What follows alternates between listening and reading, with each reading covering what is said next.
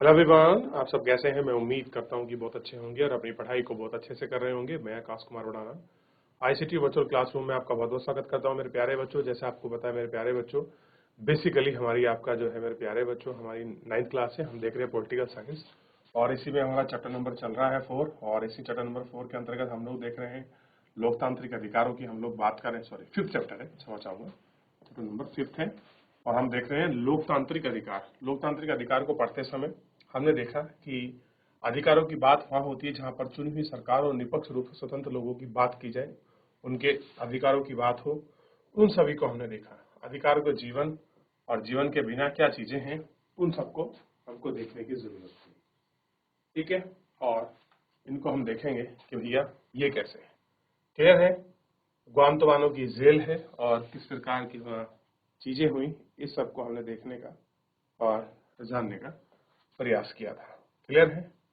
देख लिया क्या लोकतांत्रिक अधिकार है, क्या राइट्स हैं, क्या उनको देख रहे हैं। ग्वांतवानों का नाट्य संहार क्या और किस प्रकार से है, इन सबको हम लोग आपका अच्छे से गौर करके आपका देख चुके हैं। ठीक, चलिए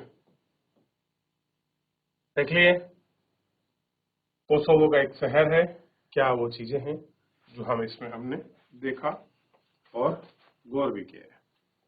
ठीक है, चलिए यहां तक हम देख चुके हैं। यहां तक कोई क्वेरी? लोकतंत्र का अधिकार क्या है, राइट्स क्या हैं, उन पर हम लोग बात कर रहे हैं। देख लिया। ठीक, किस प्रकार के राइट्स, किस प्रकार के अधिकारों की हमने बात करी, क्या व्यवस्था थी, कैसे कुछ था। आइए थोड़ा आगे बढ़ते हैं। कह रहे जब हम समाज में मान्यता और कायदे को लिखत पढ़त में ला देते हैं।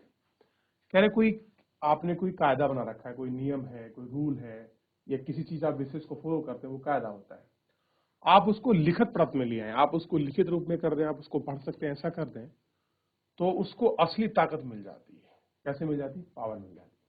अब मैंने कोई नियम बोल दिया कि भाई आज से सब बच्चे जो है खड़े होकर पढ़ेंगे। अब ये चीज चली आ रही है, लेकिन जब तक ये लिखित ना हो तो कैसे पता चलेगा? भाई किसने बोला? मैं कह दूं नहीं नहीं मैंने नहीं बोला, वो तो सर ने कहा था। सर कहीं नहीं, मैंने कहा दूसरे सर ने कहा था। नहीं सर, इन सर ने कहा था। तो इस बात को बेस आधार कैसे मिलेगा? असली ताकत तब मिलती है जब हम उसको लिख देते हैं। इसके बिना वे प्राकृतिक या नैतिक अधिकार रह जाते हैं। यानी कि अगर किसी अधिकार को आपकी लिखावट ना मिले, लिखित पढ़त ना हो, तो वो अधिकार नैतिक या प्राकृतिक अधिकार ही है। तो अगर अंतर पूछ लिया जाए, प्राकृतिक और नैतिक अधिकार एक ही होते हैं। वैसे आप उनको प्राकृतिक कह लीजिए, नैतिक कह लीजिए। प्राकृतिक अधिकार और लिखित अधिकारों के बीच क्या, मतलब जो आपके और अधिकार, उनमें क्या अंतर है? तो प्राकृतिक कैसे होते हैं? कायदे कानून मूल मान्यताओं के अनुसार चलते हैं, जबकि जो लीगल राइट्स हैं वो आपके लिखिबद्ध होते हैं। बस इतना सा अंतर है।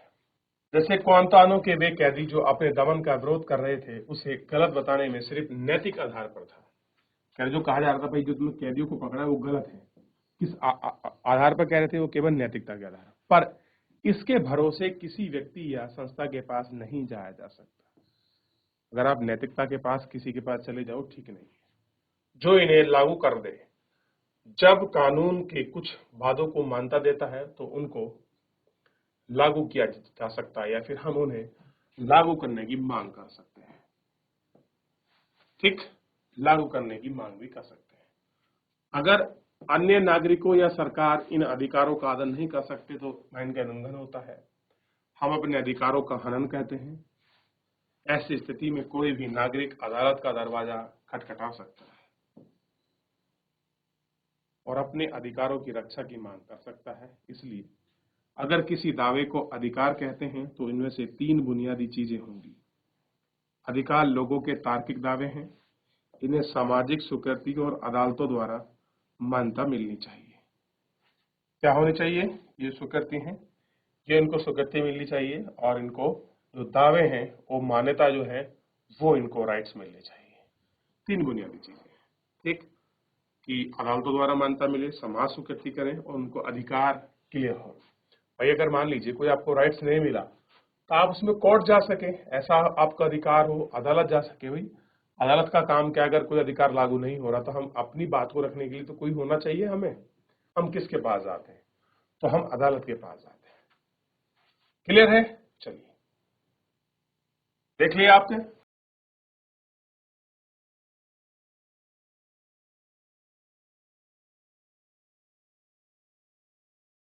क्लियर है? बात करिए अधिकारों की, कौन से राइट्स, किस प्रकार के अधिकार कैसे सुनिश्चित किए जाए, इसकी बात आपको समझ आनी चाहिए। ठीक है बच्चों, चले। लोकतंत्र में अधिकार का दावा और क्या जरूरत है? लोकतंत्र की स्थापना के लिए अधिकारों का होना जरूरी है।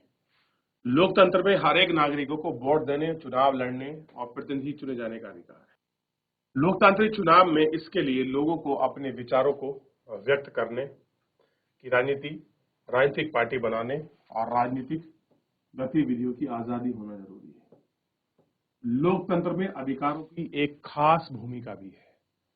अधिकार बहुसंख्यक और दमन के अल्पसंख्यकों की रक्षा करते हैं और इस बात की व्यवस्था करते हैं कि बहुसंख्यक किसी लोकतांत्रिक व्यवस्था में मनमानी ना करें। अधिकार स्थिति के बिगड़ते पर एक तरह की गारंटी जैसे हैं। कुछ नागरिकों के दूसरे अधिकार को हड़पना चाहते हैं तो उस स्थिति को बिगाड़ सकते हैं। जैसे मान लीजिए कोई किसी के राइट्स को हड़प ले तो क्या होता है, वो थोड़ी स्थिति बढ़ जाती है। यह स्थिति आमतौर पर तब तक जाती है जब बहुमत को लोगों को अल्पमत में आ गए पर प्रभुत्व का कायम करना चाहिए। ऐसी स्थिति में सरकार को नागरिकों के अधिकार की रक्षा करनी चाहिए। कई बार चुनी हुई सरकार अपने ही नागरिकों के अधिकारों पर हमला करती है। यह संभव है कि हर व्यक्ति के अधिकार की रक्षा न कर सके, इसलिए अधिकारों को सरकार सभी ऊंची दर्जा दिए जाने की जरूरत है ताकि सरकार भी उल्लंघन न कर सके।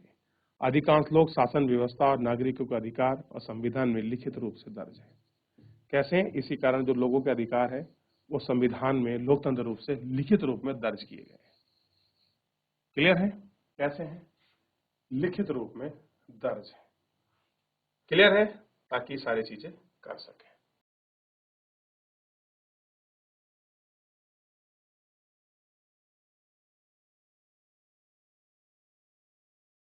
चलिए अब बात करें संविधान, भारत संविधान में अधिकार। अगर भारतीय संविधान है तो उसमें कुछ राइट्स हैं, उन राइट्स की हम लोग बात करेंगे। विश्व के अधिकांश दूसरे लोकतंत्र की तरह ही भारत में भी ये अधिकार संविधान में दर्ज है। हमारे जीवन के लिए हमारे जीवन के लिए बुनियादी रूप से जरूरत है, यानी कि जो राइट्स हैं उनका हमारे लिए कैसा है, बुनियादी रूप से उनके रूप में जरूरत है। अधिकारों को विशेष दर्जा दिया गया है, उन्हें मौलिक अधिकार कहा गया। अध्याय 2-3 में हमने संविधान की प्रस्तावना पढ़ी है। सभी नागरिकों को समानता, स्वतंत्रता और न्याय की बात करने को कहा गया है। मौलिक अधिकार इन वायदों को व्यवहारिक रूप देता है और अधिकार भाग में संविधान में एक महत्वपूर्ण बुनियादी विशेषता है। कह रहे यही सारे अधिकार, ये सारी चीजें कैसे हैं, एक मौलिक विशेषता है, मौलिक अधिकार है। यानी कि जो हमें राइट्स मिले हैं, जो हमें समानता मिली है, जैसे समानता का अधिकार मिला है, स्वतंत्रता का अधिकार मिला है, न्याय मिला है, ये जो दिलाने की बात की गई, ये सब हमारे कैसे हैं, मौलिक फंडामेंटल राइट्स है, प्राइमरी अधिकार भी कह सकते हैं आप इनको, जो आपको मिलेंगे। और सबसे बड़ी बात है ये लिखित है, तो ही संविधान में इनका वर्णन है। भाई कोई चीज संवैधानिक अधिकार कैसे होंगे, उनका संविधान में उल्लेख है। कानूनी अधिकार का जो कानून जिनको लागू कराने के लिए कानून खड़ा है। क्लियर है? नैतिक अधिकार कौन से? प्राकृतिक, जो खाली मूल मान्यताओं पर चलते हैं। क्लियर है? इसी आधार पर हम देखते हैं कि हमारे कितने अधिकार है, क्या कुछ है, इस पर हम लोग बात करेंगे। कह रहे हैं कि यह अधिकार भारत के संविधान में एक महत्वपूर्ण बुनियादी विशेषता है। आप जानते हैं कि हमारा संविधान 6 मौलिक अधिकार प्रदान करता है। आम नागरिकों के लिए अधिकार ठीक क्या मतलब हो सकता है, ये एक दूसरे कर पर इस पर नजर डालें। तो आप ध्यान दीजिए कितने मौलिक अधिकार हैं हमारे, 6 मूल अधिकार कह लीजिए, या आप इन्हें ऑब्लिक मौलिक अधिकार कह लीजिए। ये कितने हैं हमारे संविधान में? 6 मौलिक अधिकार है। कितने हैं? 6। तो उन 6 अधिकार में जो सबसे पहला राइट्स है, हम उसकी बात करेंगे और उसका नाम है, पहला अधिकार है इसमें समानता का अधिकार, राइट टू इक्वलिटी। और आप देखते हैं समानता को लेकर हर दुनिया विश्व में बड़े युद्ध चले और भारत और अंग्रेजों के बीच सबसे बड़ा संघर्ष क्या था? अनइक्वलिटी। समानता ना होना ही लोग किसकी मांग करते थे? असमानता के बीच समानता की, यानी कि मेन जड़ थी समानता, इक्वलिटी। क्लियर है? उनको देखो,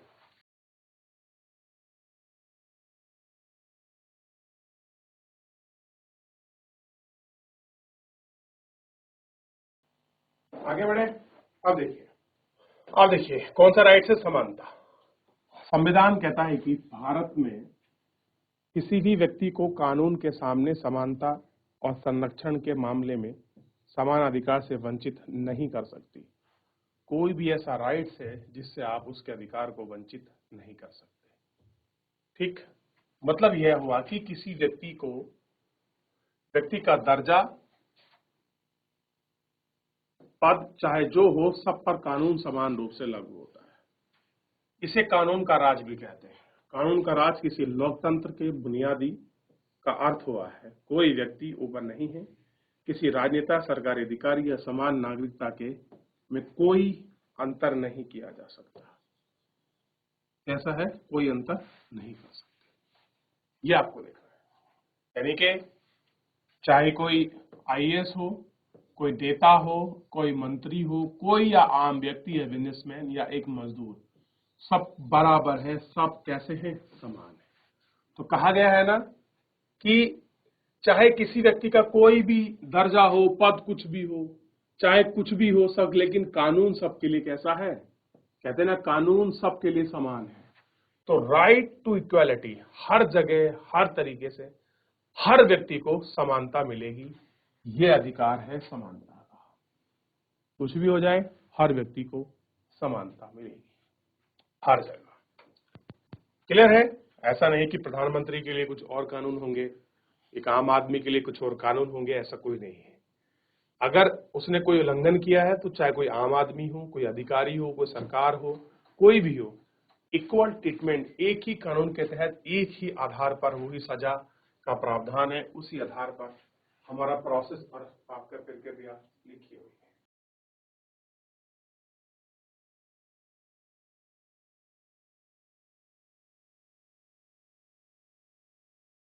हो गया? आगे बढ़े। प्रधानमंत्री हो या दूर दराज के गांव का कोई आदमी या खेतीहार मजदूर, सबके लिए एक कानून लागू होता है।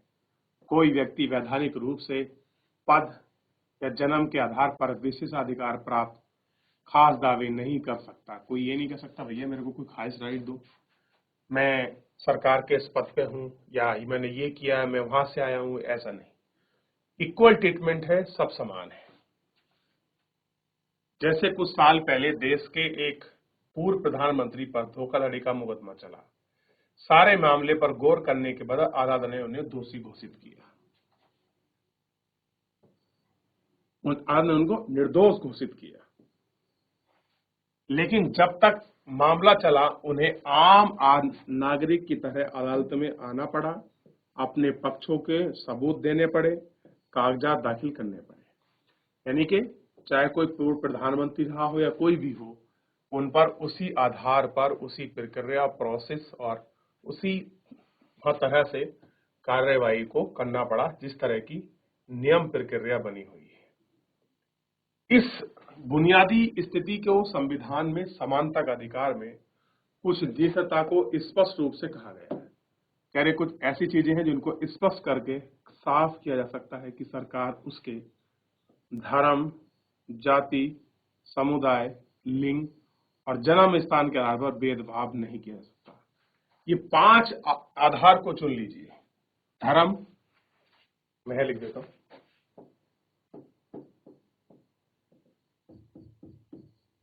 जाति,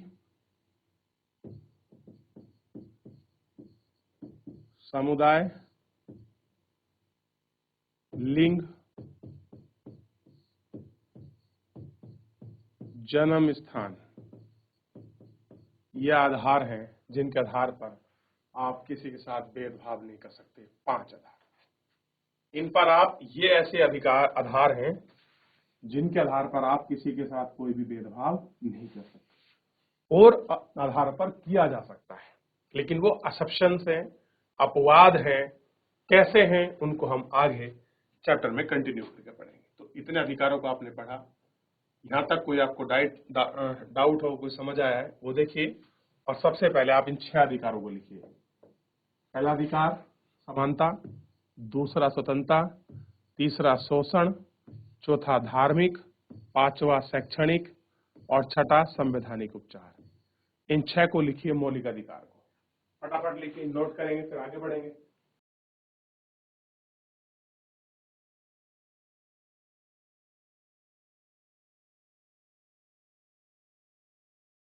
चलिए आगे बढ़े। चलिए देख लिया इतना। तो आपने 6 मौलिक अधिकार लिखे। अब आपको देखने हैं भारतीय संविधान में इनका कहां पर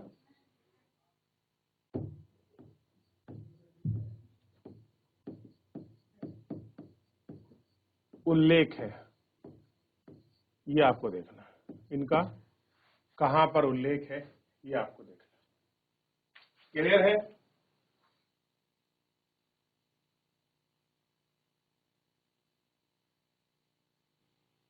चलिए देख लिया। तो मेरे प्यारे बच्चों, फिलहाल आप इन सबको घर पर जाकर रिवीजन करिए। आज के लिए इतना ही, मिलेंगे नेक्स्ट लेक्चर में। तब तक अपना ध्यान रखिए, स्वस्थ रहिए, अपनी पढ़ाई को अच्छे से करते रहिए। मुझसे जुड़ने के लिए बहुत बहुत धन्यवाद।